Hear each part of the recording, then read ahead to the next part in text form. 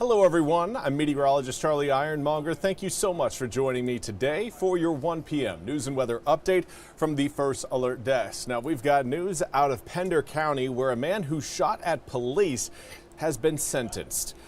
Wallace Police Department says that this week in Pender County, Gary Devane pleaded guilty to 2 counts of discharging a weapon into occupied property and possession of a stolen firearm, along with 2 counts of assault on a law enforcement officer with a firearm.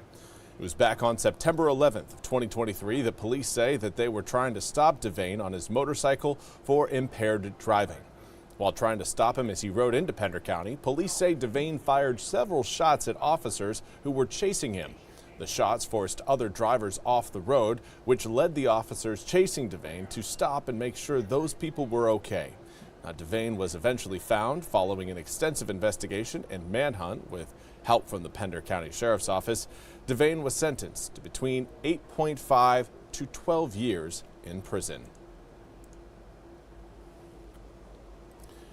And now we want to turn our attention again to the recovery efforts in Jamaica and the Caribbean as Melissa is no longer being tracked by the National Hurricane Center. That is news as of 11 a.m. We now turn to NBC's George Salas, who has more from Jamaica.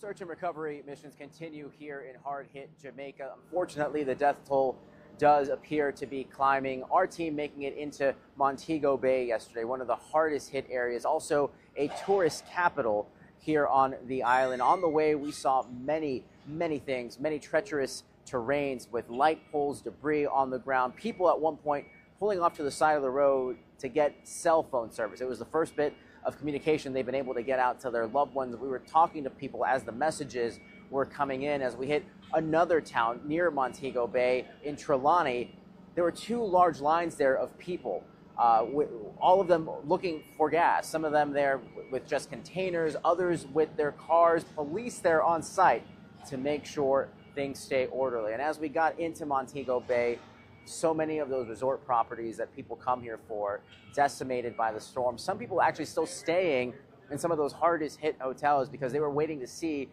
when they could get a flight out of Montego Bay. So they're essentially stranded there, many checking flights daily, many seeing if they can fly out of Kingston.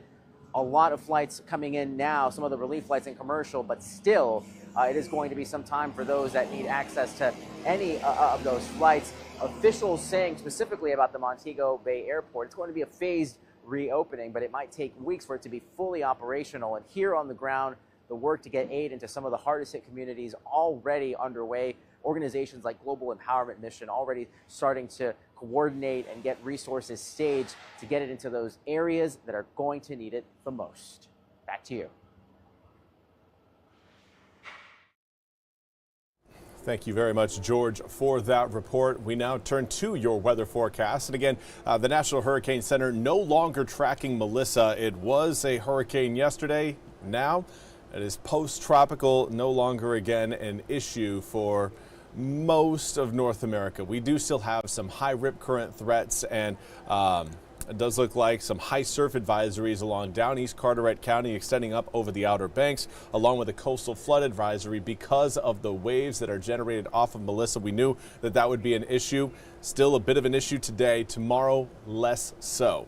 But let's talk about the air temperatures. Unfortunately, we've got more of a, again, I said it earlier today, I'm going to say it again, more of a Monday vibe right now with some of our technology. Right now, it does look like we've got a bit of an outage for many of our reporting stations across eastern North Carolina, but those who are getting their air temperatures into our system right now showing generally a low to mid 60s range. I do apologize again about the missing data. Looks like about half of our reporting stations right now down, but winds out of the west northwest still coming in at about 7 to 15 miles an hour. Elizabeth City, certainly a bit of a stronger breeze right now along the north side of the Albemarle Sound. And for those of you watching around the northern Outer Banks, again, still seeing some blustery winds that will continue through the rest of the daylight hours today.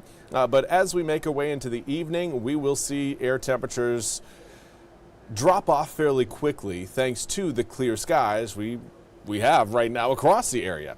West southwesterly wind may be a little bit more beneficial for us coming up this evening. 55-degree air temp for that trick-or-treating forecast means that, well, we're going to be getting even chillier later on tonight into tomorrow morning. Air temperatures will fall down into the upper 30s as we wake up on Saturday. But at least we got the sunshine to go along with it. Northwesterly winds should start at around 4 to 8 miles an hour, increasing to about a 6 to 12 mile per hour breeze later on in the day. Stronger winds located closer to the water than what we'll have for inland locations, but everyone again will feel at least a bit of that west-northwesterly wind. The north is going to be very important because that's what's going to drive our temperature trends. They're going to be staying a little bit cooler than average because of that northerly wind component. Now that northerly component starts to degrade a bit as that high pressure system moves offshore and gradually starts to fade. Another area of low pressure will move in its place, bringing back cloud cover and eventually rain showers to the tail end of the weekend. Sunday morning looking very sunny and dry. It's Sunday afternoon where we might experience a little bit more in terms of cloud cover. Rain showers, though, will likely hold off until we get into Sunday night. Here's a look at your full 8-day forecast. Again, we've got those rain showers carrying over from Sunday night, more so into Monday. Monday will be a cloudy and damp day from start to finish. But overnight lows will be holding in the low 50s as we head through your Sunday night into Monday morning, making Monday feel, at least out your door, a little bit more comfortable than obviously the wet and cloudy conditions will in the afternoon. 65 degrees coming up on Tuesday. Lots of sunshine to go around, and that sunshine will carry over through Wednesday, Thursday, and Friday of next week. But air temperatures will be on the roller coaster a bit, going from the low 60s Monday to the low 70s Wednesday, and then back to the low 60s again by Thursday. Overnight lows will again sit in the upper 30s for not only tonight into tomorrow morning, but again Thursday night into Friday morning. Well, that's all we have time for today's 1 p.m. news and weather update from the First Alert Desk. I want to thank you all so much for joining me. We'll be back with more news and weather coming up at the top of the hour. Until then, I hope you all have a fantastic rest of your day.